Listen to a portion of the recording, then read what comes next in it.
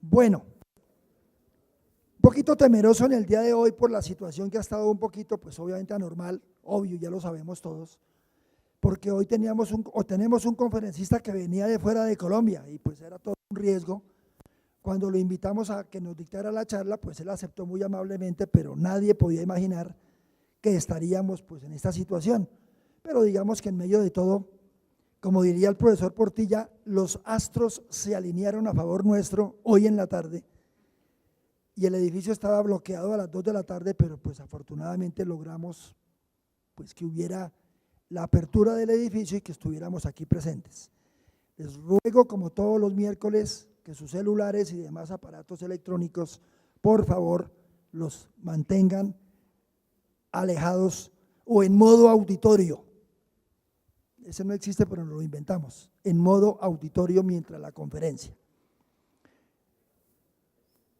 Profesor e investigador José Daniel Pavón Caicedo, del Departamento de Geografía de la Universidad Nacional en Bogotá, está radicado en Ecuador desde enero de 2013, a raíz de que ocupa la jefatura del Centro Internacional de Investigación sobre el Fenómeno del Niño, CIFEN, organismo internacional de cobertura mundial que se dedica a acopiar conocimientos sobre este fenómeno y sus efectos en diferentes regiones del mundo, así como a proveer servicios climáticos a los diferentes países.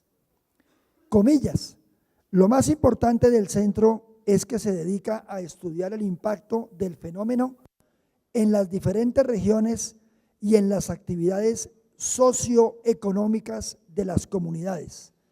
Cierro comillas, afirma el profesor Pavón. Este organismo internacional, creado hace 10 años, recibe apoyo de la Organización Meteorológica Mundial, OMM, la Estrategia Internacional de las Naciones Unidas para la Reducción de Desastres y los gobiernos de España y el Ecuador. En los últimos años, su actividad se ha centrado en Sur y Centroamérica, y desde que el profesor Pavón asumió la dirección, los estudios se han enfocado en la variabilidad climática, específicamente la de los fenómenos del niño y de la niña, y en sus efectos sobre las diferentes actividades socioeconómicas de la región. El profesor Pavón es ingeniero meteorólogo y doctor en geografía del Instituto Hidrometeorológico de Odesa, en Ucrania. En el año de 1994 se incorporó a la Universidad Nacional como docente, donde también se ha desempeñado como coordinador de los programas de posgrado en geografía, director del área curricular de geografía e historia y director del departamento de geografía. En el departamento de geografía ha liderado investigaciones respecto a meteorología, energía solar, proyecciones climáticas, impactos socioeconómicos del clima y especialmente el fenómeno del niño, entre muchos otros temas. Ha estado vinculado igualmente como docente e investigador en la Universidad Militar Nueva Granada y en la Universidad Central. Antes de vincularse a la Universidad Nacional, el profesor Pavón trabajó en IMAT. Recuerden que el IDEAM antiguamente se llamaba IMAT, H-I-M-A-T, Instituto Colombiano de Hidrología, Meteorología y Adecuación de Tierras, hoy IDEAM. Y en el IDEAM ha sido subdirector de meteorología. Ha participado en múltiples proyectos y programas y en asuntos organizacionales administrativos de instituciones internacionales como la OMM, la Comisión Oceanográfica Intergubernamental, el Panel Intergubernamental de Expertos sobre Cambio Climático, el Instituto Interamericano para el Estudio de Cambio Global y en el Programa Regional de Estudio Regional del Fenómeno del Niño, ERFEN, de la Comisión Permanente del Pacífico Sur. En el área de geografía ha dirigido 5 tesis doctorales, 17 tesis de maestría, múltiples trabajos de grado. En los últimos 15 años presenta más de 65 publicaciones, incluyendo capítulos de libro y artículos especializados en revistas nacionales e internacionales. He hecho un nanoresumen de la hoja de vida del profesor Pavón. No terminaría si hubiéramos contado todo lo que el profesor Pavón ha hecho en este campo. Profesor Pavón, infinitas gracias por estar con nosotros. Muy amable.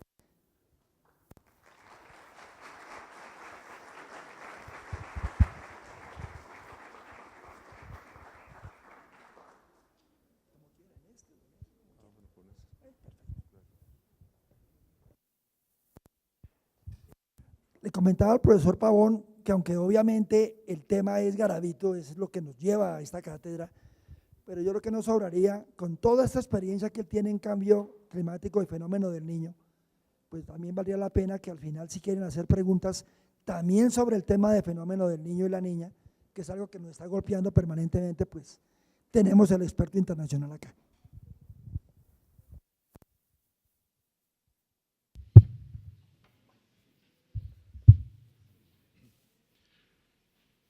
Muy buenas tardes. Gracias al profesor Marcelo, no sé de dónde sacaría todo ese cuento, pero bueno.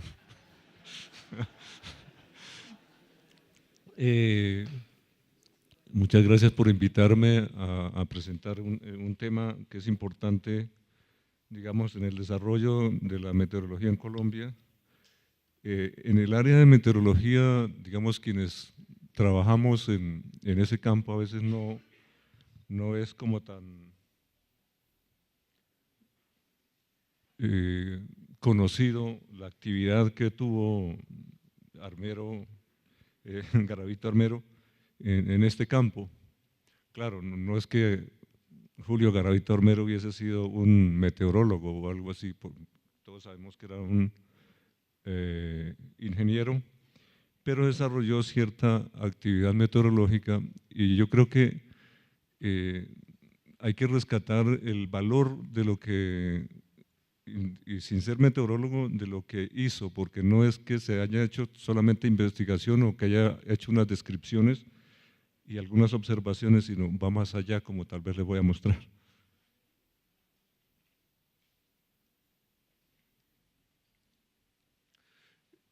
Organicé la presentación como en una breve historia de la meteorología y la climatología en Colombia para contextualizar el papel que tuvo Garavito en este, digamos, como en esta corriente histórica mientras se desarrollaba pues el país en el siglo XIX, comienzos del siglo XX. Después el estado de los asuntos meteorológicos en Colombia hacia finales del siglo XIX, que es la época en cuando ya Garavito empieza a trabajar en esos temas, que ingresa al Observatorio Astronómico Nacional. La actividad desarrollada por Garavito Armero en materia de meteorología, las evidencias del trabajo conjunto de meteorología entre Garavito Armero y Álvarez Lleras, que fue quien estuvo también, fue el discípulo y que después con el tiempo asumió también trabajos en el observatorio, tanto meteorológico como observatorio astronómico, y algunas obras o trabajos de lo cual se le pudo hacer un seguimiento de acuerdo a un catálogo que publicaron, creo que por allá en el 2012 o en el 2010, el catálogo del archivo del Observatorio Astronómico Nacional.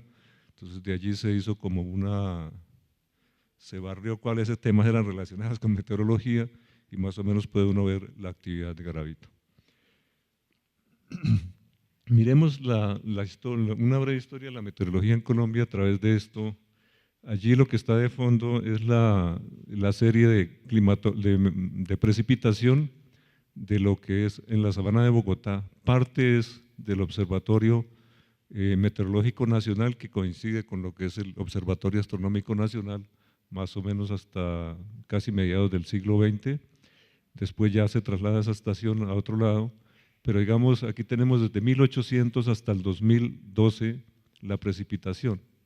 Digamos, ese fondo es como para mostrar, en primer lugar, uno, que estamos rescatando los datos que pueden haber en estos vacíos, y para ello nos ha tocado buscar los diferentes personajes, diferentes actores en la actividad de la meteorología, tanto en el siglo XIX como en el siglo XX.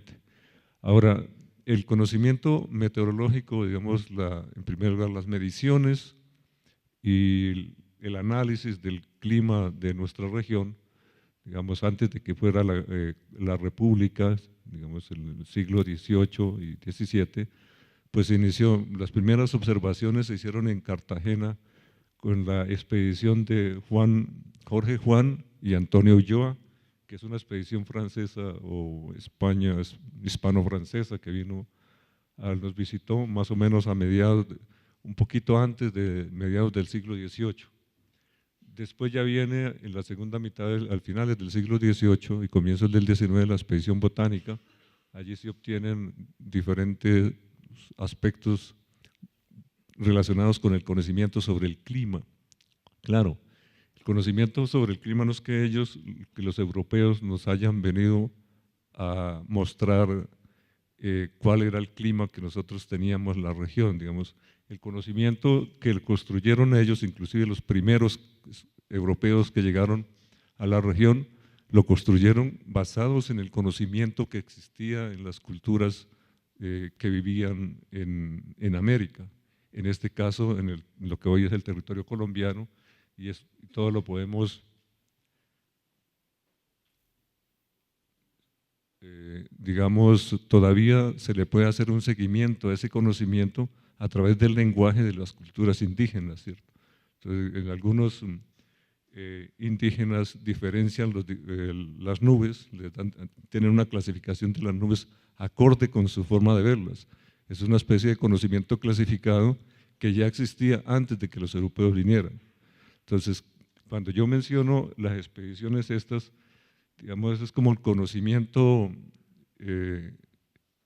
clasificado o sistematizado, conocimiento sobre el clima sistematizado, aunque existía un conocimiento anterior, ¿cierto? Y los europeos estuvieron obligados a construir el conocimiento en el diálogo con el conocimiento o los saberes ancestrales que existían en la época.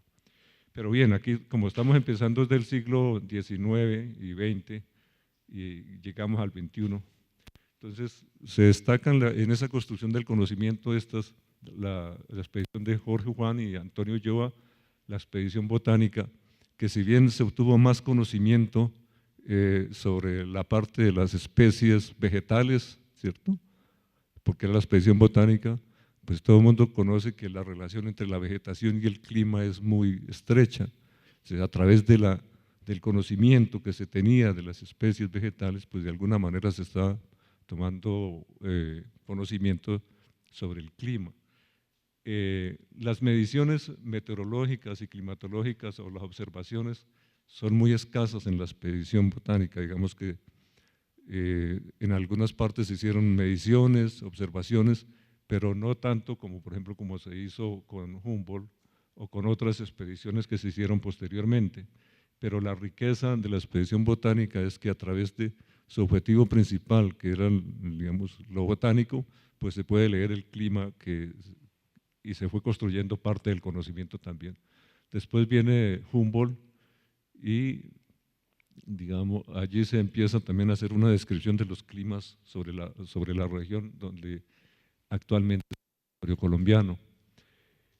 Quien estuvo trabajando a comienzos del siglo XIX está Caldas, que realmente hizo inclusive mediciones tanto en Popayán como acá en la Sabana de Bogotá.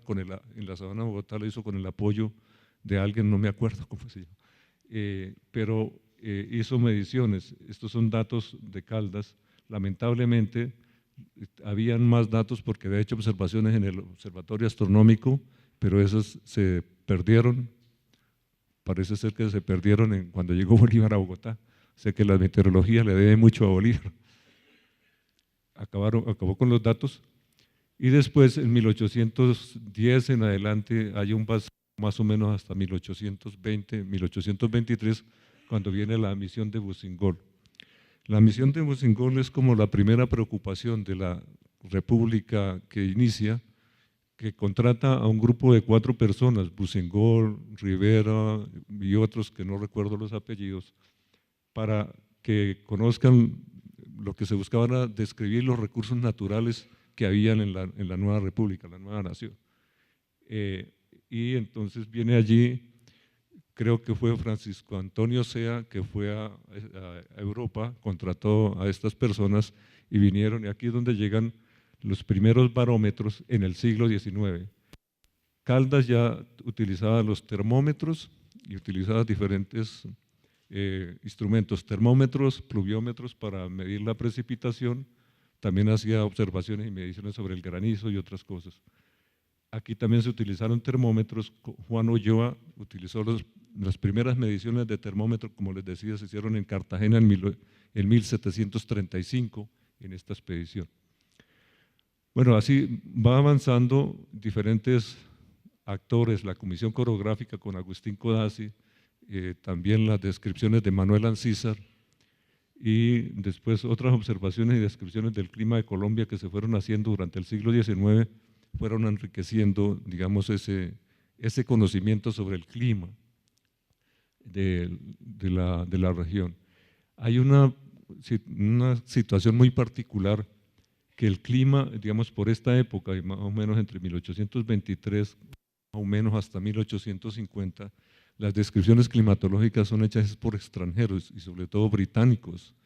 Claro, hay otros viajeros que estuvieron más o menos hasta finales del siglo XIX y hacían las descripciones, haciendo las descripciones del paisaje sin hacer mediciones, pues estaban haciendo las descripciones del clima del territorio colombiano y a través de los cuales se puede conocer diferentes fenómenos que ocurrieron. A la par, digamos, del desarrollo de todo esto, hubo diferentes personajes que actuaron. Bueno, Boussengol, en la comisión de Boussengol, inclusive Boussengol enseñó meteorología también, y diferentes personajes tomaron mediciones. Por ejemplo, Wright tomó mediciones de precipitación, Boussengol de presión, Hall también tiene de precipitación. El general Joaquín Acosta fue uno de los que tomó esta serie, se debe más a Joaquín Acosta, quien recuperó y también hizo observaciones y recuperó las anteriores. Y hay diferentes extranjeros, hasta que vino González Benito, que se preocupó, digamos, en el Observatorio Astronómico Nacional habían como diferentes enfoques o énfasis, llamémoslo así. En algunas épocas, por ejemplo, en esta época que va como en puntos suspensivos, muy pocos se dedicaron a hacer observaciones meteorológicas, digamos, todo se centraba más en lo astronómico. Posteriormente, pues vienen las observaciones dentro del mismo Observatorio Astronómico y Meteorológico Nacional que llamaron, y también por algunos personajes diferentes que lo hacían en la sabana de Bogotá, por ejemplo Carrasquilla, él lo hizo en una finca fuera digamos, en la sabana de Bogotá, hacía las observaciones. Y esta serie es construida a partir de lo que han generado tanto en el Observatorio Astronómico y Meteorológico Nacional, que se llamaba así en esa época, como los que han hecho otros dentro de la misma. Y así pues la historia va avanzando y va apareciendo en el Observatorio Meteorológico Nacional Julio Garavito Armero, cuando en 1991 lo nombran como director, y entonces sobre esto nos vamos a centrar el tema de la conferencia un poquito más adelante. Bueno, viene un punto importante en el desarrollo de la meteorología, digamos, no tanto de la investigación meteorológica y de tanto de las observaciones, sino de la meteorología en Colombia. La meteorología en Colombia, claro, digamos, los primeros indicios de la necesidad de contar con un servicio meteorológico nacional se expresó más o menos en la temprana república, cuando el gobierno, con Jorge Antonio Sea, contrató a este grupo de la misión Boussengol. Pero bueno, ahí se dieron unos primeros pasos, pero realmente el Servicio Meteorológico Nacional empieza en la época en que estuvo Julio Garavito Armero como director del Observatorio Astronómico Nacional, y eso todo con el apoyo de Álvarez Lleras, quienes estuvieron trabajando. De eso podemos mirarlo en un documento que que logramos rescatar lo estaba buscando desde hace rato y lo conseguí por internet. No tuve que ir a un archivo, sino que lo conseguí por internet porque la Universidad de Wisconsin tenía un ejemplar y Google lo escaneó y por fortuna lo pude obtener. Pero ya más adelante lo muestro, no les adelanto la chiva. Pues a comienzos del siglo XIX, por ejemplo, empresas privadas, la Scanta, que es la actual Avianca, iniciado también observaciones en diferentes aeropuertos, Barranquilla, creo que hubo en Mariquita, en Girardot, y el Servicio Meteorológico Nacional empieza, digamos, como una iniciativa desde el Observatorio Meteorológico Nacional, Observatorio Astronómico Nacional, justamente en la época, y en el año 1916 hay un decreto donde empieza en 1916 ese Servicio Meteorológico Nacional y se empieza a desarrollar. Solo que después toda la actividad meteorológica en esta época ya como que se diversifica a las empresas privadas o los proyectos, grandes proyectos que habían para trenes, para hidroeléctricas, para, bueno, toda la infraestructura que se estaba en la primera mitad del siglo XIX, cada uno empezó a desarrollar redes de estaciones de medición y de observaciones meteorológicas, y después todo eso se logra unir en 1969 en el Servicio Colombiano de Meteorología e Hidrología, que después se transformó en IMAT y finalmente llegó a ser el IDEAM que actualmente existe. Pero entonces, digamos, quienes llevan el Servicio Meteorológico Nacional actualmente, digamos, esto ya a finales del siglo XX, ¿cierto? Pero el Servicio Meteorológico había comenzado ya desde 1916, en la época de Julio Garavito Armero. Entonces ahí es donde, digamos, el contexto de lo que es la meteorología, cuando uno dice, ¿cuál es el aporte de Julio Garavito Armero a la meteorología en Colombia? Pues claro, él no era meteorólogo, era ingeniero. Si vamos a mirar cuáles son las publicaciones que él tiene algunas, entonces a juicio de los meteorólogos dirán, no, pero es que eso no es una contribución importante. Sí es importante, pero yo creo que la más importante es ese hito en la historia de la meteorología colombiana, es el Servicio Meteorológico Nacional. Entonces allí, y eso se da, digamos, en la vía donde está la parte de lo que es el Observatorio Astronómico, y aquí estaría Garavito Armero, viene después el profesor Sarasola, también viene el padre Ramírez. El padre Ramírez, que es muy famoso en Colombia por la parte de la sismología, él tiene trabajos importantísimos y desarrolló una actividad, yo diría que bastante fuerte en el área de la meteorología. El sacerdote era es jesuita, el padre Ramírez. En esa época él organizó un sistema de radiosondas para investigar la ionosfera, que duró durante muchos años. También hizo investigaciones atmosféricas sobre la contaminación con radioactividad y tiene una publicación de la relación de los sismos con las microvariaciones de la presión atmosférica. Y esos trabajos fueron presentados en simposios internacionales porque él pertenecía allí.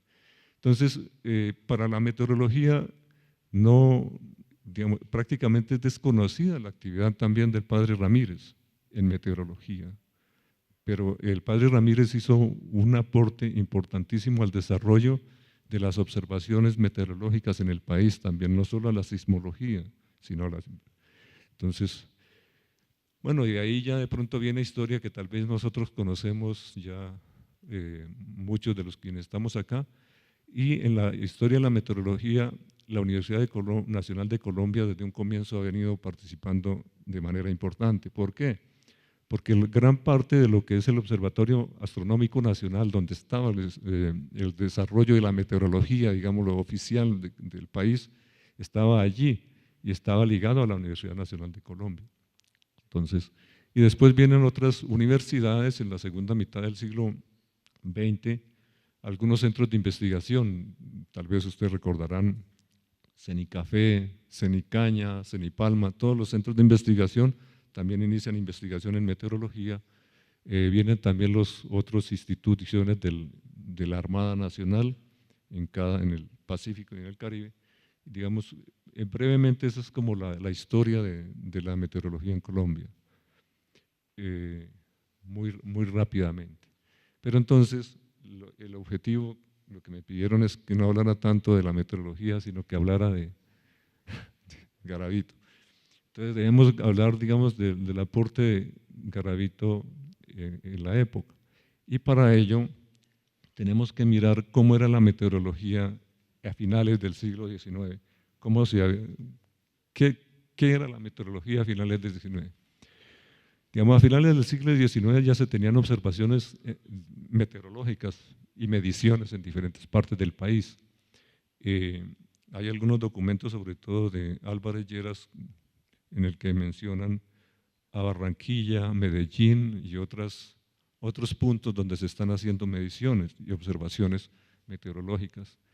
Ya se ha avanzado bastante en las descripciones de las condiciones climatológicas.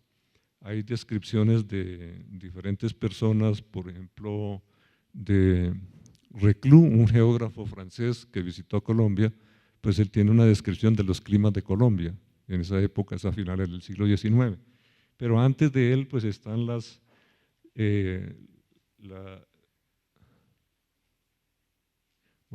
descripciones que se hicieron, provinieron de la, ¿cómo se llama?, la comisión coreográfica en la que participó Agustín Codazzi, fue un aporte importante. Entonces allí tenemos las descripciones de todo ello. Había una publicación periódica de la información climatológica. Resulta que, como lo vamos a ver en las cartas que se cruzaban de pronto Garavito, a él le informan que todos los datos que están allí, que el público procesa, datos meteorológicos y climatológicos, se publican en anales de la instrucción pública. También está el análisis, el agricultor, hay otras revistas especializadas, está el boletín del ferrocarril, bueno, eran ferrocarriles por regiones y cada ferrocarril tenía su boletín, entonces allí se publicaban también datos meteorológicos. Se estableció el Observatorio Meteorológico Nacional como observatorio meteorológico a la par con el Servicio Meteorológico, con el Observatorio Astronómico Nacional, y hay una demanda de información climatológica por parte de la ingeniería para obras de diferente tipo, ferroviarias, también se necesitaban en la agricultura. Eso se puede identificar en los documentos y también revisando esas mismas publicaciones. O sea, había una demanda, se pedía información meteorológica y climatológica en la época. O sea que ese era el estado de la… Y había publicación de la producción científica en revistas periódicas. Una de las primeras revistas es Anales de Ingeniería y que es asociada a la vida de Julio Garavito Armero.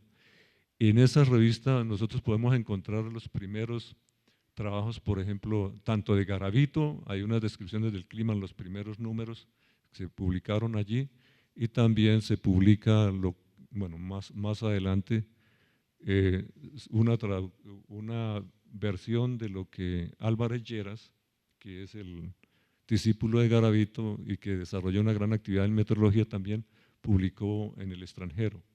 Entonces, hay toda esta situación, ¿cierto? Hay una actividad, digamos,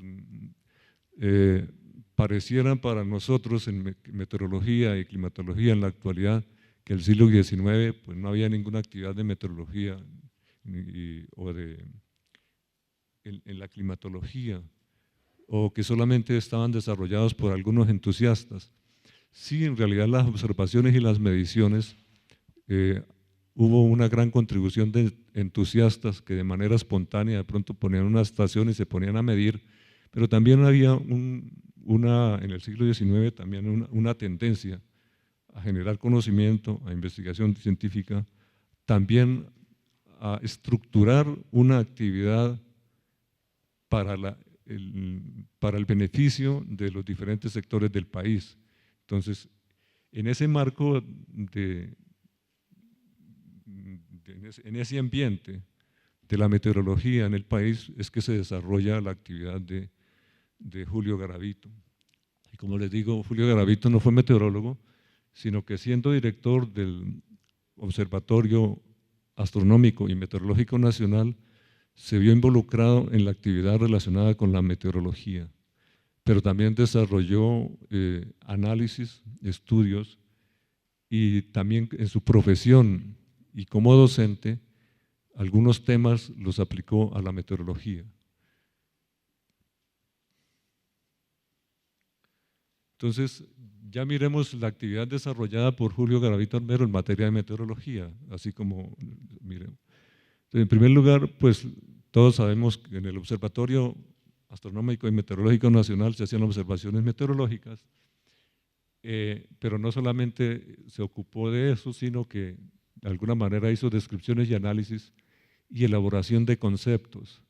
Aquí, ¿ustedes alcanzan a ver bien acá? ¿No? Bueno, eso era lo que quería que no lo vieran.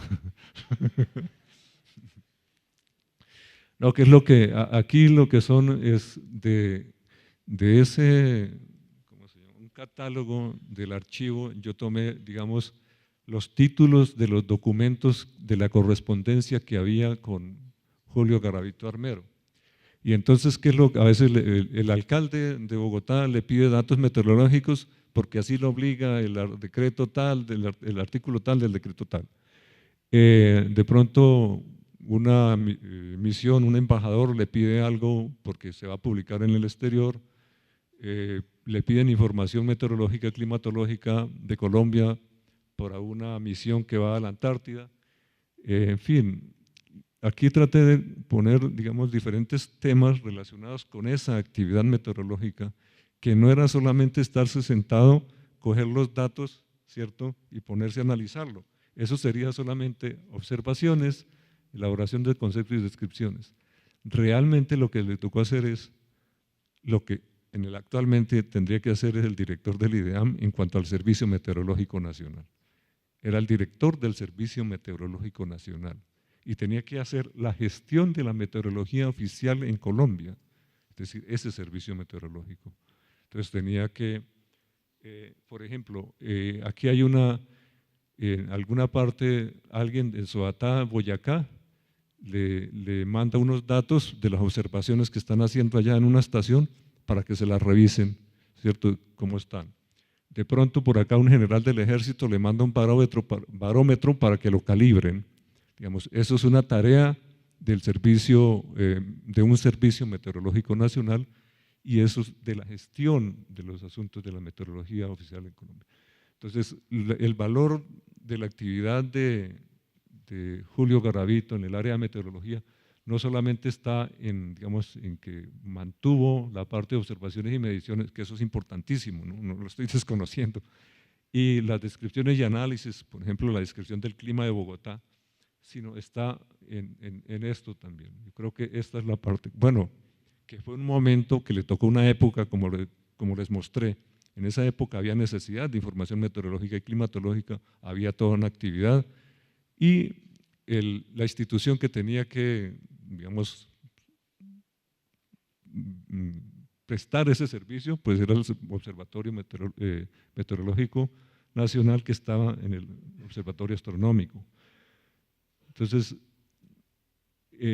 yo creo que valdría la pena rescatar la actividad de Garavito Armero en la parte de la meteorología, más es por esto.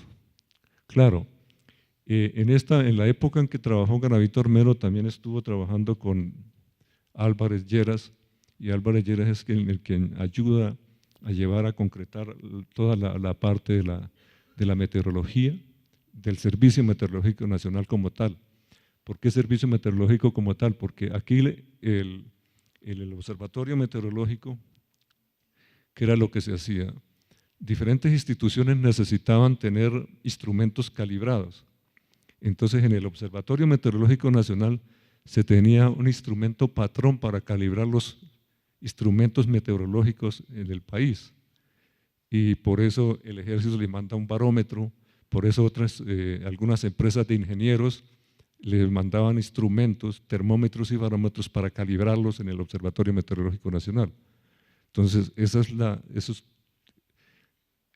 lo que yo trato es de como visibilizar más la importancia de ese observatorio y de esa actividad en ese momento. Pero más allá, el Servicio Meteorológico Nacional es creado en esa época. ¿Por qué? Porque viendo toda esa necesidad, digamos, la situación a finales del siglo XIX en cuanto a la necesidad de meteorología, en cuanto a toda la actividad que se desarrolla desde la parte observacional, la parte de análisis y la parte de prestación de servicios, ¿cierto?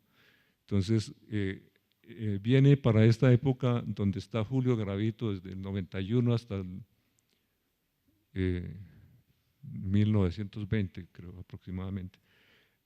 Allí es donde tal vez viendo esa situación, plantean la necesidad de crear el Servicio Meteorológico Nacional y por eso en un simposio que hubo en Washington en 1914, Álvarez Lleras presenta una ponencia sobre la contribución de la meteorología de Colombia para ese gran evento que se tenía en Washington y se presenta el proyecto de decreto de creación del Servicio Meteorológico Nacional y lo presentaron allí y ese proyecto después fue el que se tomó como base.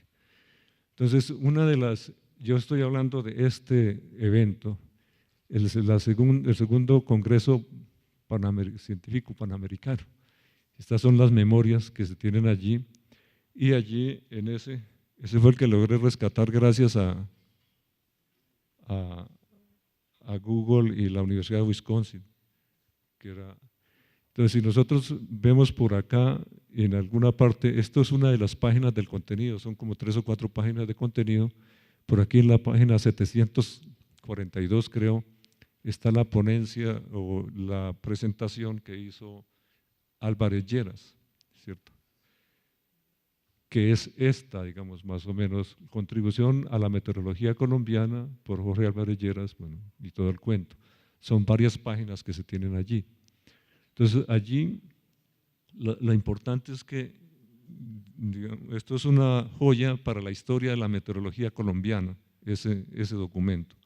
En la medida que nos muestra, en primer lugar, la historia, prácticamente cómo se desarrolló la meteorología en todo el siglo XIX, y nos muestra lo que estaban haciendo ellos, Julio Garavito Armero y Álvarez Lleras, en relación con la meteorología. Identificaron los puntos donde iban a haber estaciones meteorológicas para tomar mediciones y para hacer observaciones. Y con ello estaban organizando ya el Servicio Meteorológico Nacional y organizaron el decreto como tal. Y aquí, digamos, una de las evidencias, digo yo, donde se muestra que realmente estaban trabajando Garavito Armero y Álvarez Lleras en llave para lograr ese Servicio Meteorológico Nacional está en este párrafo de acá y en este párrafo de acá. Bueno, aquí es donde dice que Julio Garavito dio continuidad a las mediciones y observaciones que estaba haciendo González Benito, observaciones meteorológicas, y aquí en relación con todo lo que han venido trabajando con la Universidad de Antioquia, con Barranquilla y con otras partes para establecer diferentes puntos de medición y ir organizando el Servicio Meteorológico Nacional. Entonces, para muchos de nosotros en algún momento, bueno, para mí ya no, hace más o menos 10 años ya no me di cuenta cuando me puse a analizar la historia de la meteorología en Colombia, pero para nosotros pensábamos que el Servicio Meteorológico Nacional había nacido en 1969 con el Servicio Colombiano de Hidrología y Meteorología, y no es así. Nació mucho más atrás, en 1916, aunque en 1823 con Buzengol ya habían elementos de la organización del Servicio Meteorológico Nacional, y ve uno la intención, la estrategia política que tenía el gobierno de la época, representado por Jorge Antonio Sea, que fue el que contrató a ellos para eso. Entonces, a veces es bueno ponerse a hacer no mirar, nosotros normalmente miramos hacia adelante, hacemos pronóstico, pero también es bueno mirar hacia atrás por cómo el desarrollo y no desconocer este tipo de cosas. Entonces, si nosotros resumimos también de ese catálogo del archivo que publicaron, del archivo del Observatorio Astronómico Nacional, encontramos diferentes textos o apuntes en los que Julio Garavito de alguna manera trabajó con la parte de la meteorología. Aquí solamente puse unos cuantos, pero hay más. Por ejemplo, aquí trabaja, como él era profesor de matemáticas y también dio hidrodinámica, él aplicó la hidrodinámica para explicar algunos fenómenos de la atmósfera. En este documento que les mostraba acá, en una de las páginas, Álvarez Lleras expone la explicación que daba Garavito a lo que hoy nosotros llamamos la zona de confluencia intertropical. Ellos no lo llamaban así, pero de alguna manera lo explicaba de una forma, pues en los términos de esa época, lo estaban explicando Garavito Armero. Y por la época, en la parte de la climatología y la meteorología, con los europeos, los norteamericanos, había una discusión importante, era lo que se llamaba, estaba relacionada con los pocos cambios de la presión atmosférica en esta área y los cambios por la vertical, pero los pocos cambios a través del tiempo, ¿cierto? Claro, la presión tiene un cambio, una amplitud durante el día bastante grande, pero durante el año es muy bajo. Entonces, a finales del siglo XIX ocupaba bastante, y en este documento le dedican bastante a la explicación de eso. En otra parte, aquí hay una una de estas cartas, creo que es la última, donde Julio Garavito le explica al director de la oficina, no sé, de la parte de higiene, la circulación atmosférica sobre Bogotá. Entonces, pero de pronto se la explica como si uno le pidiera al director del IDEAM ahora, explíqueme por qué está ocurriendo el fenómeno del Niño. Entonces, por ejemplo, más o menos, ¿cierto? Acá, en este caso, en el caso de los textos, ya hay temas más procesados, digamos, ya la aplicación de, digamos, la dinámica de fluidos para explicar los fenómenos atmosféricos. También aquí tenemos algo, la ecuación de la continuidad en la mecánica de fluidos. Digamos, ¿por qué todo esto? Porque igual gran parte de la dinámica atmosférica pues se explica con la base en la dinámica de fluidos, de la mecánica de Newton y todo. La descripción de la climatología de Colombia, hay diferentes versiones, inclusive una está publicada en Análisis de Ingeniería. Bueno, las ecuaciones de la mecánica de fluidos, y hay unas investigaciones sobre meteorología.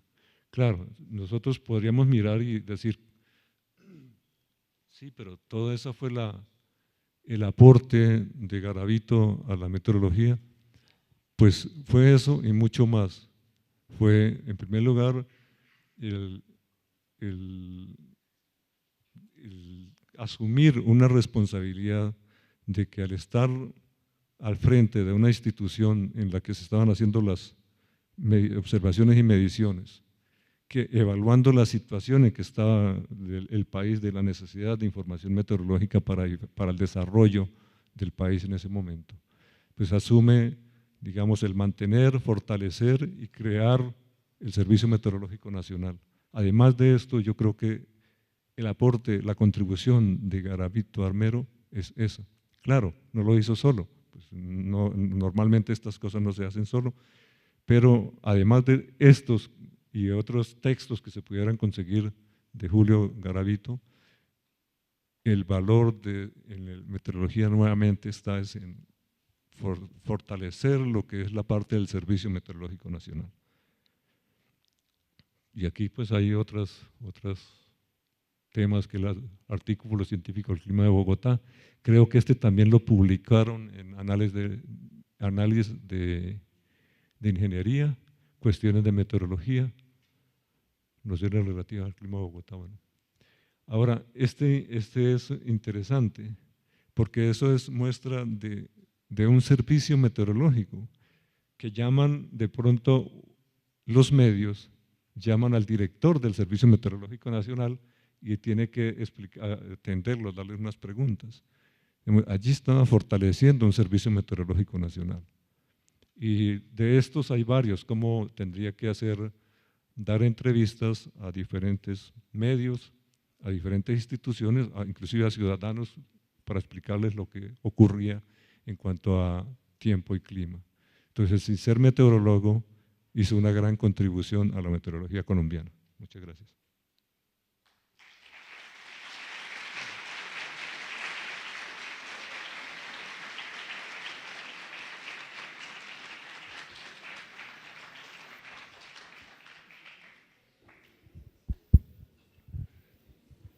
Muy bien, entonces, si hay preguntas, mientras que llegan por escrito, si alguien quiere formular una pregunta, por favor.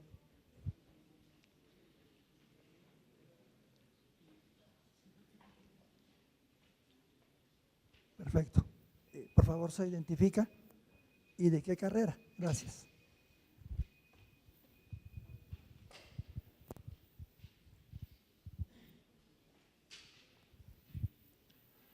Buenas noches, soy Alejandro Villamil de Ingeniería Química.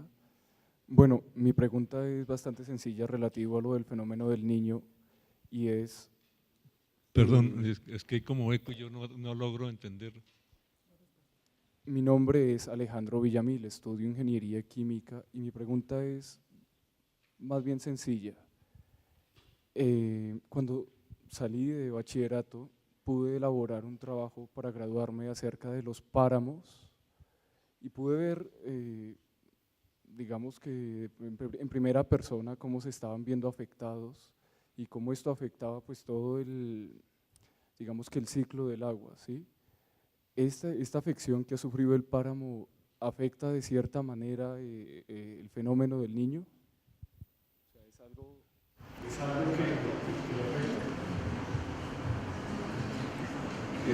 ¿Qué afecta el fenómeno del Niño a los páramos? Es que hay como un eco, yo no le escucho. Los páramos. Estoy volviendo sordo.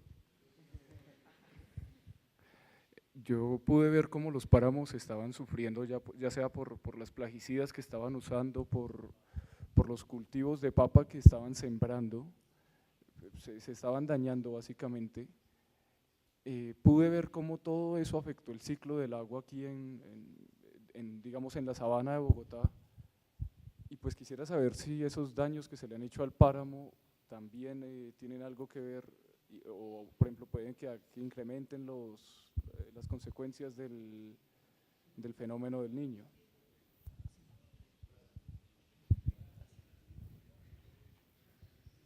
Bueno,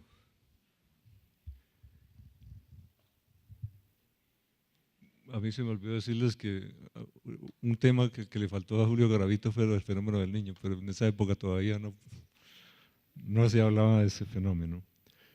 Bueno, ahora digamos retomando la pregunta, como aislándonos un poco del tema central de lo de Garavito, digamos, los páramos y en general los biomas, en este caso el orobioma de páramo, depende también del clima, de una temperatura media y una cantidad de precipitación. Y en la medida como existan anomalías de temperatura o de precipitación, de alguna manera afectan a los ecosistemas que están en el páramo. Cuando ocurre el fenómeno del Niño, que es un fenómeno que ocurre en el Pacífico, hay en el clima de las regiones una respuesta a anomalías climáticas. En algunas regiones más precipitación, en otras menos precipitación. O más temperatura. En el caso de la Niña, menos temperatura. Eso obviamente incide en el funcionamiento de los ecosistemas que están en los páramos. Ahora, si los páramos están presionados por la actividad humana, digamos, por procesos antrópicos, digamos, una anomalía climática puede exacerbar esos daños, ¿cierto? podría hacerlo. Hasta que el impacto pues sería, yo no podría decir que hasta que se acabaran y todo ello, pues no nos podríamos saber. Pero entonces ahí viene otro tema que es, cuando hablamos de fenómeno del niño y la niña, es variabilidad climática. Son anomalías o alteraciones del clima que ocurren, pongamos, cada 5 o 7 años, ¿cierto? Pero en el largo plazo el clima también está cambiando y es lo que se conoce como cambio climático. Eso también incide en el funcionamiento y también en la distribución de los ecosistemas que en diferentes partes del país. Y si eso se suma de pronto a una presión antrópica sobre esos ecosistemas, esos orobiomas, pues los daños pueden exacerbarse. Digamos, son dos aspectos del clima que pueden de alguna manera hacer que los daños vayan más allá, porque pues hay la presión antropogénica. Pues no sé si le logré. Si no, para volver a repetir. Voy a darle prioridad, obviamente, inicialmente a las preguntas sobre Garavito. Aquí hay una de Mario Gordillo, de Ingeniería Electrónica. Le entiendo lo que escribió, le entiendo bien la letra, pero no entendí bien realmente la pregunta. Yo no la entendí bien, no quiero decir que. Entonces, si quiere, Mario, ¿dónde está? Listo. Para que la lea directamente y la formule, porque, repito, se entiende muy bien la letra, pero no capté muy bien la intención de la pregunta. Bien pueda, Mario.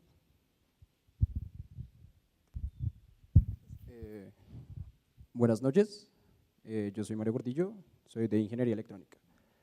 Y mi pregunta es, ¿cuáles eran las mediciones meteorológicas en el tiempo de Garavito, o sea, las más comunes, y cómo las realizaba él?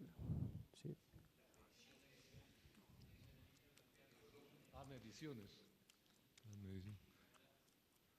Bueno, las mediciones que se tenían allí, en primer lugar, temperatura, precipitación, se hacía también sobre radiación solar, era muy importante. Eran mediciones, se tenían heliómetros y presión atmosférica también, pirheliómetros, barómetros, pluviómetros y termómetros. Sobre vientos no encontré que se haya tenido, pero de todas maneras trataban de explicar la circulación atmosférica, pero no tengo, pues que recuerden, no vi que hayan tenido anemógrafos o anemómetros, pero los principales fueron esos: termómetros, barómetros, pluviómetros, heliómetros para la radiación. Esas fueron como las variables básicas para medir en esa época. Empatando con la pregunta anterior de instrumentación, llega otra pregunta de ingeniería civil. Teniendo en cuenta los instrumentos con los que trabajó Garavito, ¿cuál fue la magnitud de los avances de Garavito respecto a la meteorología del país? Bueno, creo que yo digamos, al avance de la meteorología del país hizo algunos análisis, produjo conocimiento, por ejemplo, el clima de Bogotá. Alguien dirá, no, pero eso no es suficiente. Es una buena contribución. Además, ya habían descripciones de todo el país que la hicieron, pero también las hicieron con Álvarez Lleras. La mayor contribución está en, digamos, en tener una visión de lo que debería ser la meteorología para el país y organizar el Servicio Meteorológico Nacional. Esa es la mayor contribución. Ahora, en cuanto a conocimiento de la ciencia, pues él enseñó meteorología, enseñó las ecuaciones de la hidrodinámica, produjo algunas, creo que aquí las resumí, ¿cierto? Esa es la actividad. Digamos, no solo las observaciones, que eso es un gran aporte, digamos, para quienes trabajamos utilizando datos históricos, no hay nada más valioso que alguien se haya preocupado por darle regularidad a esas mediciones y observaciones. Elaboración de conceptos, bueno, era la descripción y el análisis de procesos,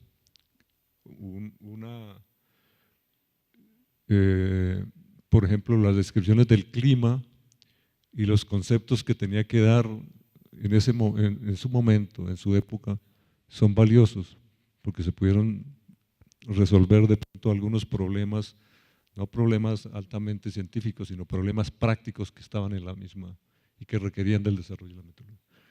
Pero igual yo quiero visibilizar el punto clave del papel de Garavito en la meteorología en Colombia, es el Servicio Meteorológico Nacional, el tener la visión estratégica de tratar de mantener eso, fortalecerlo y ampliarlo, y lo logró trabajando con Álvarez Lleras. Un estudiante de Ingeniería Civil pregunta, ¿de qué manera el proceso de recolección y administración de los datos meteorológicos iniciados por Garavito influyó en el desarrollo de la agricultura y la economía en Colombia desde finales del siglo XIX hacia adelante? Bueno, los datos, yo creo que el valor de eso lo muestra que eran publicados, es más, se requerían cada año para ser publicados en algunos productos, creo que por acá, ¿cómo se llama? En análisis de instrucción pública, se publica, en el agricultor también. Para poder rescatar algunos de los datos de la época tenemos que ir a ese tipo de publicaciones. Entonces, ¿y por qué se ponían allí? Porque, digamos, era la decisión política en ese momento era tener las observaciones y las mediciones para ponerlas al servicio de los diferentes sectores.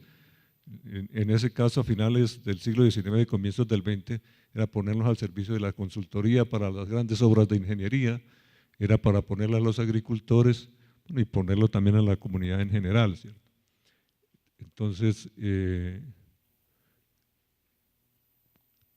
pienso yo que en la medida como se publicaban, pues daban un aporte, una contribución al desarrollo en diferentes sectores socioeconómicos del país en ese momento que estaban en ese momento, digamos, de avance del país, de la economía del país. Bien, ahora vienen preguntas ya no tanto de Garavito, sino digamos actividades al margen, más de lo que hace el profesor en este momento.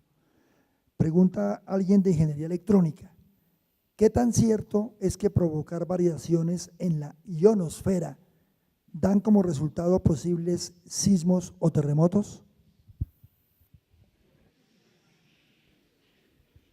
¿Pasaría eso en Katmandú? Digamos, ese es digamos, ¿cómo se llaman las teorías de la…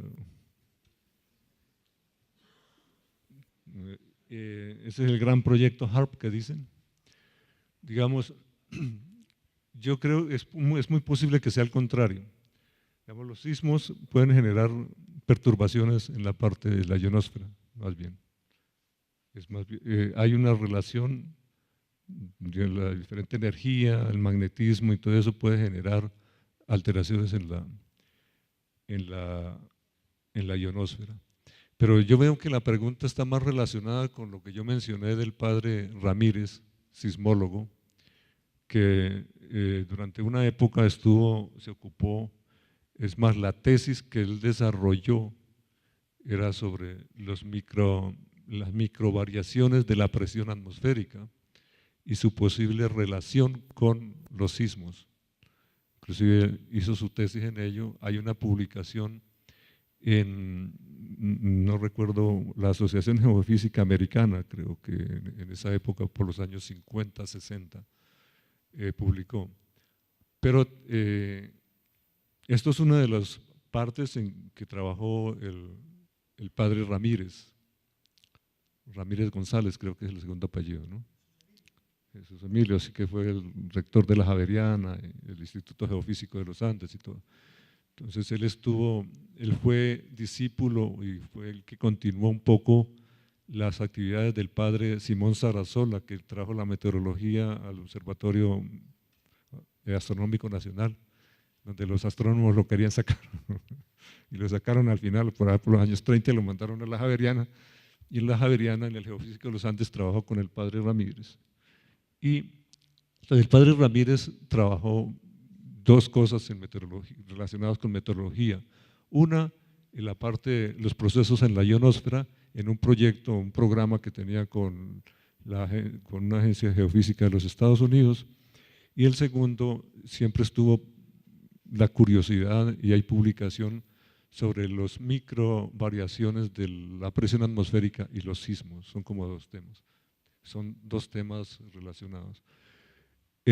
Sobre lo primero, inclusive en el Geofísico de los Andes, el padre Ramírez fue el primero que trajo al país una radiosonda para hacer mediciones hasta la ionosfera, lograr mediciones de diferente tipo. Eso. Y en el segundo, en lo de las microvariaciones, tiene publicaciones.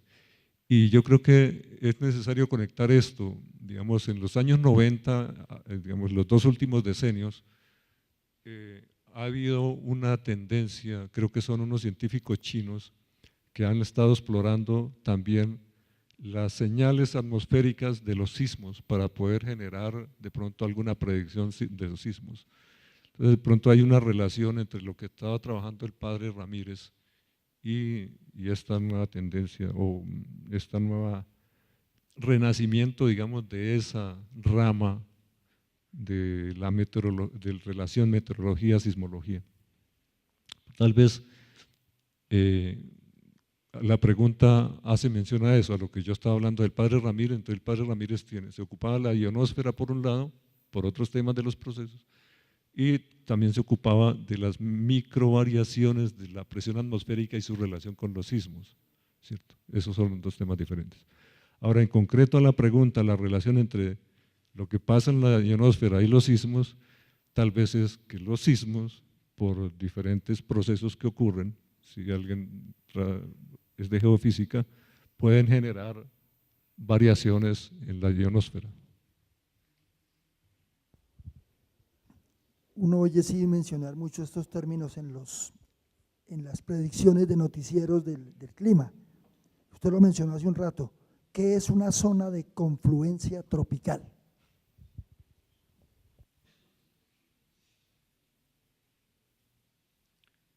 Bueno, entonces vamos a tomar una clase de 2 horas.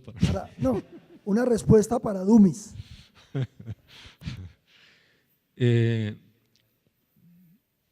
Resulta que la atmósfera, digamos, está en movimiento, y si nosotros miramos la atmósfera del planeta, hay grandes corrientes, digamos, grandes corrientes, como si fueran ríos, pero de aire en el planeta.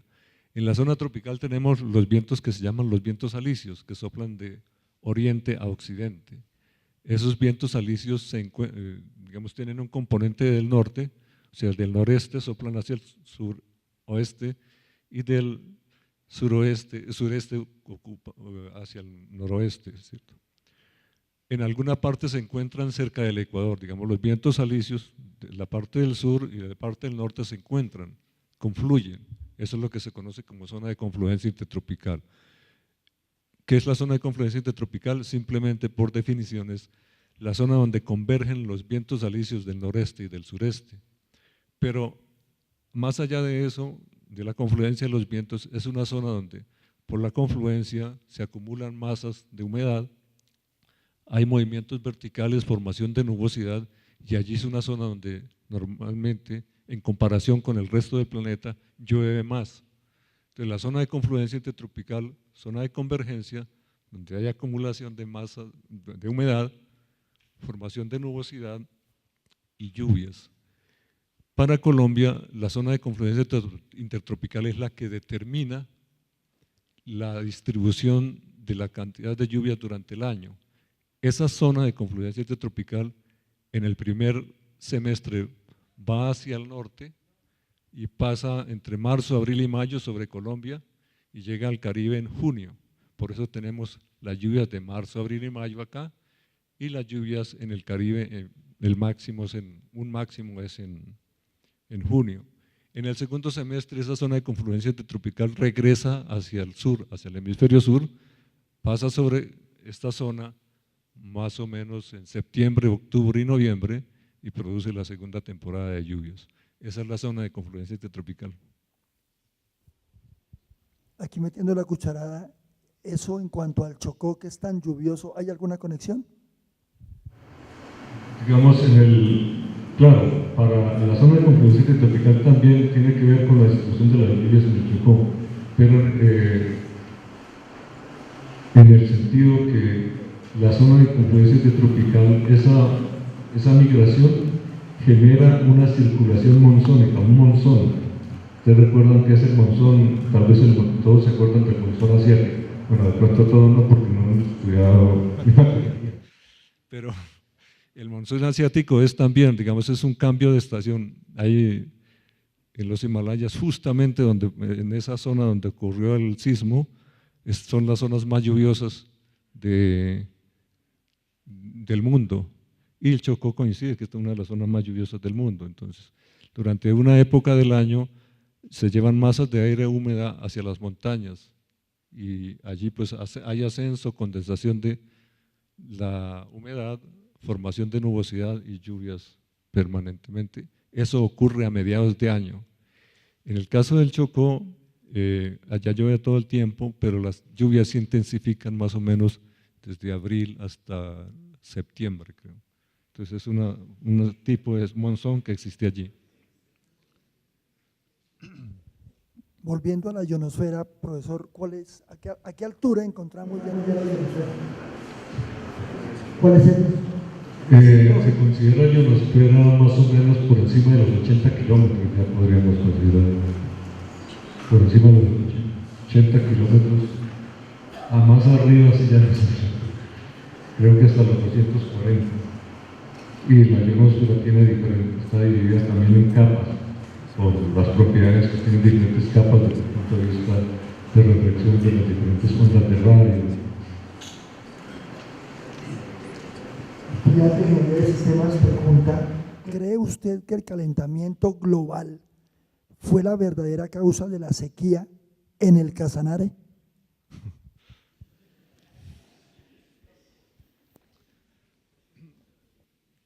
Primero déjenme calmar la sequía. Hablando del tema.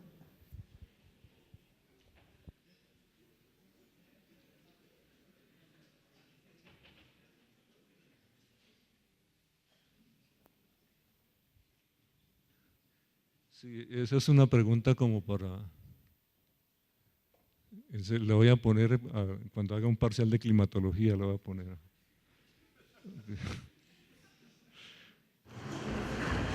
Es complejo, no puede uno ser tan… Yo he visto cómo inclusive colegas salen a decir abiertamente que la sequía en el Casanare obedece a tal factor, cuando digamos en la disponibilidad de agua en una región intervienen diferentes factores. El clima es solo uno de ellos. El otro es de pronto los procesos de la cobertura vegetal, la vegetación, inclusive los procesos antrópicos también pueden estar allá. Ahora, netamente hablando de clima, hay diferentes situaciones. Hay variabilidad climática que estaba mencionando. Variabilidad climática son fluctuaciones de las condiciones climáticas de una región. Muy sencillamente podemos decir la ocurrencia en serie de anomalías climáticas, por ejemplo, años con más precipitación que lo normal y años con menos precipitación que lo normal, y si miramos a través de los años hay unas oscilaciones alrededor de esas condiciones medias. Esa es la variabilidad climática. Esa variabilidad climática nos puede traer situaciones con menos precipitación, años con menos precipitación, ¿cierto? Por ejemplo, el año pasado y tal vez este año va a ser deficitario en gran parte de la región andina. Eso es porque tenemos influencia de una fase de variabilidad climática que lleva a que tengamos menos precipitación. Y hay ciclos que no solamente son de 5 o 7 años, por ejemplo, estoy hablando del niño o la niña, 5 o 7 años, pero hay ciclos de mayor largo plazo, hay ciclos de, algunos los relacionan con ciclos solares, otros con el ciclo del océano, pero se llaman interdecadales, de decenios. Y si coinciden, por ejemplo, un mínimo del ciclo interanual niño-niña con un mínimo interdecadal, pues se acentúa el déficit de precipitación para determinada región. Una región en general, digamos, yo no estoy hablando de Casanare, ¿cierto? Pero en el Casanare creo que ya no hay sequía. Creo que desde el año pasado está lloviendo más que lo normal en la parte del Piedemonte. Entonces, lo que ocurrió, la sequía que se estaba mencionando, es muy posiblemente a un efecto de la variabilidad climática. Resulta que para el Piedemonte llanero, cuando ocurre el fenómeno del Niño en el Piedemonte llanero, llueve más, digamos, es como podemos hacer un esquema lineal, bueno, así, todo es más complejo y no lineal, pero podemos hacer ese esquema. El Piedemonte llanero, cuando hay fenómeno del Niño, hay más precipitación, y cuando hay fenómeno de la Niña, hay menos precipitación. Es lo inverso que para la parte interandina. ¿Qué pasó? En el 2010, segundo semestre, 2011 y 2012, hubo condiciones en el Pacífico, condiciones frías, fenómeno La Niña. Entonces, durante mucho tiempo, casi 3 años, llovía, pero poco, no iba acumulando lo que debería acumularse normalmente. Entonces, eso fue tal vez lo que generó. Eso, de pronto sumado a algunas prácticas de la actividad antrópica allí, pero digamos, lo que yo explicaría lo que ocurrió allí es por eso, fue una fase de la variabilidad climática que para esa región trajo esa situación. Ahora, cuando hablamos de calentamiento global estamos hablando ya de procesos no de variabilidad climática, sino ya tendencias de largo plazo, claro. También podrían acentuarlo, pero para saber si ese calentamiento global va a generar una sequía allí, pues tocaría dejarle la tarea, me tocaría a mí pues dejarle la tarea a los bisnietos y tataranietos para que verifiquen si realmente fue el calentamiento global lo que está haciendo.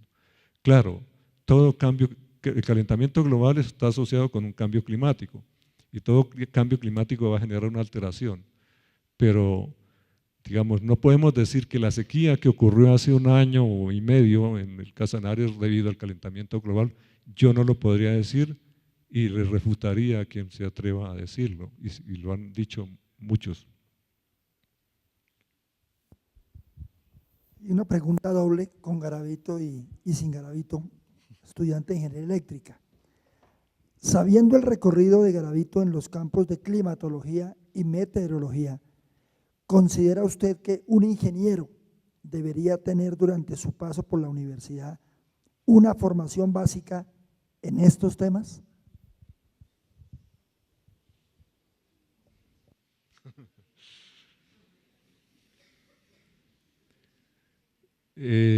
Sí, yo creo que está la opción, ¿no? Yo creo que se les da la opción a los ingenieros para ello, pero en términos generales sí es necesario, por ejemplo, para la parte de la ingeniería hidráulica, pues tienen que ver, ¿cierto? En recursos hídricos tienen que ver meteorología, climatología, no solamente climatología, sino meteorología e hidrometeorología específicamente, tienen que ver allí. Ahora, ingenieros ambientales, pues tienen que ver también, no tenemos en la nacional ingenieros ambientales, pero un ingeniero agrícola tiene que ver, ingeniero agrónomo, ingeniero agrícola, pero un ingeniero de sistemas,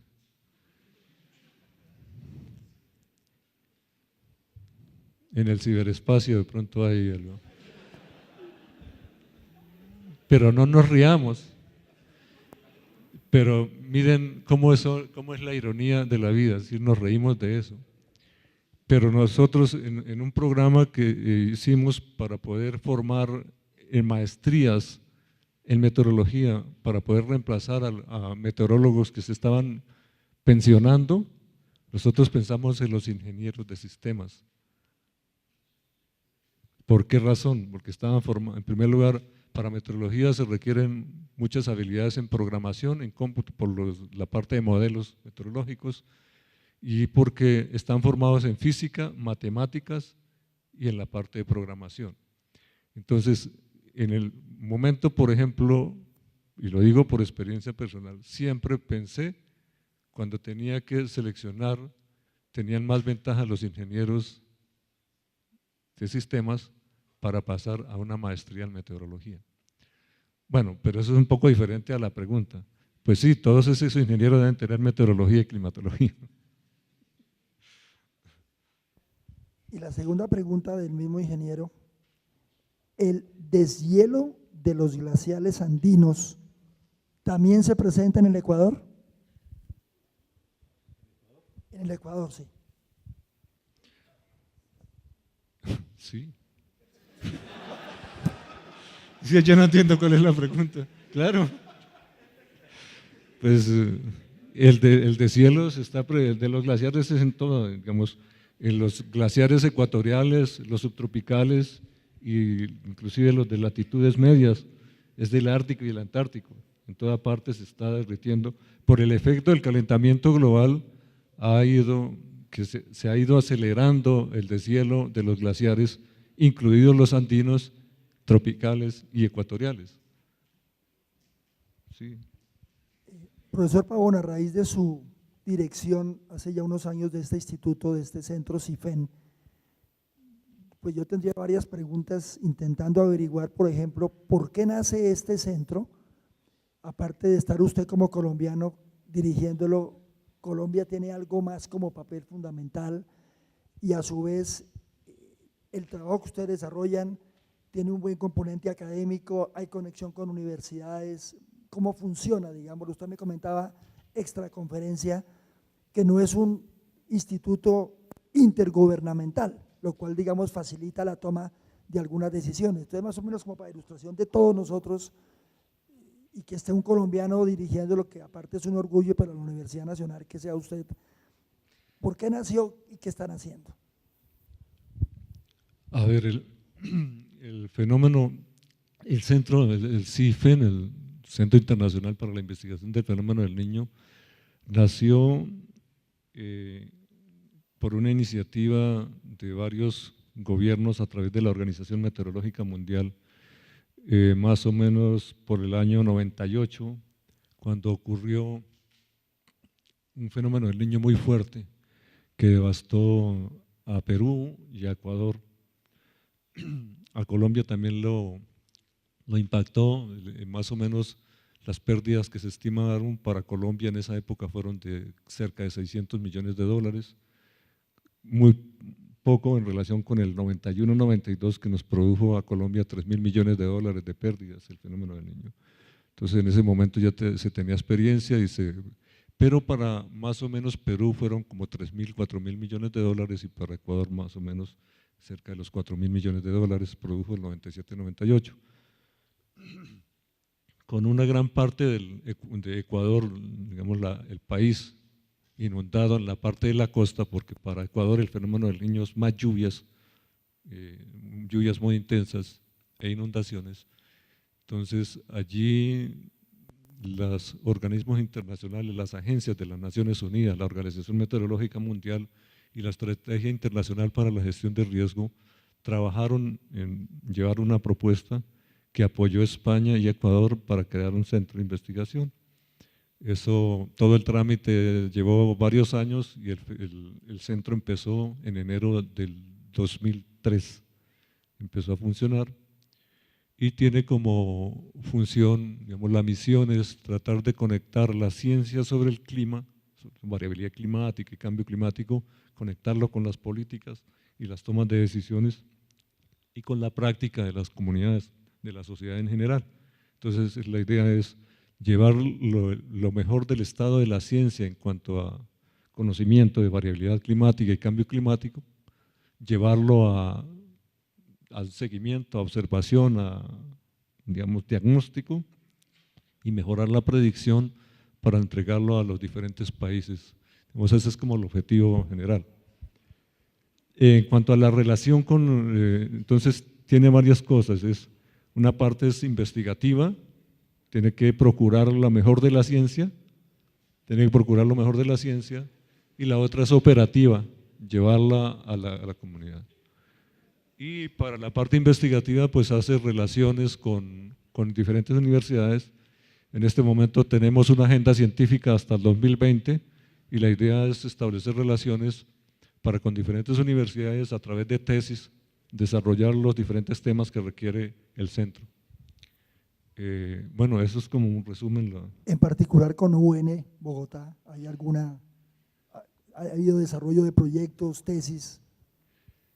Bueno, en este momento que estén directamente conectados, en Bogotá, en la parte del posgrado de meteorología y inclusive en el posgrado de geografía, se han desarrollado tesis relacionadas con el fenómeno del niño y de la niña. Claro, no han estado conectadas con lo que es CIFEN, porque en ese momento no se había planteado. En este momento lo que tenemos, ya estando allí, se planteó una agenda científica y unas estrategias para llevarla a cabo.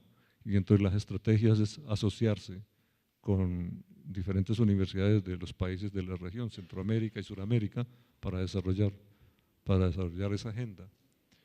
Pero la investigación que se desarrolla en la Universidad Nacional sobre el fenómeno del niño, pues no solamente es en Bogotá, Medellín tiene un grupo fuerte para investigaciones sobre el fenómeno del niño. Palmira también ha hecho algunos trabajos, y no solamente la Universidad Nacional, también la Universidad del Valle está trabajando en eso. Hay mucha actividad nacional aquí en Colombia en relación con investigaciones que expliquen el origen, la dinámica del fenómeno del niño y la niña para mejorar los esquemas de predicción climática, para llevarlos después a mejorar los pronósticos que se hagan sobre el tema. Pero digamos, en este momento pues llevan todas sus agendas independientes y seguirá así. La idea es que CIFEN quiere tratar de como lograr una convergencia para apuntarle a determinados objetivos en la parte científica y en la parte operacional de diagnóstico y predicción climática. Pero, digamos, ustedes tienen una dinámica de estar produciendo boletín, documentos, la gente los puede consultar, en fin, esa parte como… Sí, mensualmente se producen bueno, a veces se producen más, pero el 1 de mayo, así sea fiesta, debe aparecer un documento, el boletín CIFEN, donde se hace un análisis del clima en la región y se hace una predicción estacional, llamamos, los 3 meses adelante, predicción estacional. Y también se emite el boletín del océano, que es la vigilancia que se le hace a los procesos en el Pacífico tropical oriental, que es donde se desarrolla el fenómeno del niño, y allí pues se hace seguimiento a las anomalías de temperatura, a los vientos, cómo están sobre el Pacífico, bueno, todas las variables climatológicas que permiten generar un diagnóstico que sirva de base para la predicción climática a futuro. Entonces, eso también se aporta con hay un boletín que saca la Organización Meteorológica Mundial trimestralmente que se llama El Niño Update, que es como el niño, actualización sobre el niño, y con otros centros, 20 centros de diferentes partes del mundo, pues aportamos en la elaboración de ese boletín. Y la otra parte que le decía, profesor, usted comentaba que en el caso del cambio climático, este instituto es intergubernamental, el panel intergubernamental del cambio climático, que es intergubernamental y a veces dificulta, me contaba él, la toma de decisiones. Al contrario, CIFEN no lo es. Entonces, digamos ahí cómo es el… Lo que pasa es que cuando hay organismos intergubernamentales, las decisiones de los organismos intergubernamentales siempre tienen que ir a consulta de los miembros, ¿cierto? y si los miembros no se reúnen sino 2 veces al año, o en el caso de la Organización Meteorológica Mundial, el Congreso Mundial es cada 4 años. Entonces, para discutir el presupuesto se hace para 4 años, aunque se distribuya operativamente para cada año. En el caso de CIFEN hay una junta directiva internacional, pero digamos no es intergubernamental. Hay como más flexibilidad para poder ejecutar diferentes estrategias, políticas, planes, programas. Igual pues no tiene nada que, porque igual al director de CIFEN le toca buscar los recursos para que CIFEN funcione. Entonces, pues igual no tiene nada que vigilar. Es decir que si uno comparara de otra manera, lo del panel intergubernamental de cambio climático puede ser un poco más vinculante sus decisiones, mientras que en el caso del CIFEN son más recomendaciones que decisiones. Pregunto. Bueno, lo que pasa es que el IPCC es un poco, se llama panel intergubernamental, y cuando el informe final se aprueba, tiene que aprobarse por la decisión de los miembros. El panel intergubernamental es una gran cantidad de científicos nombrados por los países para que vayan, o invitados por los científicos del panel para que participen allí. Pero a la final, los informes que produzcan tienen que ser aprobados por una plenaria de los miembros, los países miembros de la Organización Meteorológica Mundial, en este caso, casi son los mismos. Realmente son los mismos, IPCC y Organización Meteorológica Mundial. En el caso de CIFEN, nosotros elaboramos los informes y no nos los tiene que aprobar nadie. Solamente la Junta Directiva lo que nos aprueba es los presupuestos del dinero que nosotros mismos conseguimos, cómo lo vamos a invertir en el cumplimiento de la misión que tiene establecido CIFEN, y no más. Más inquietudes, preguntas, son bienvenidas. Bueno, profesor Pavón, muchísimas gracias, muy formal por su conferencia.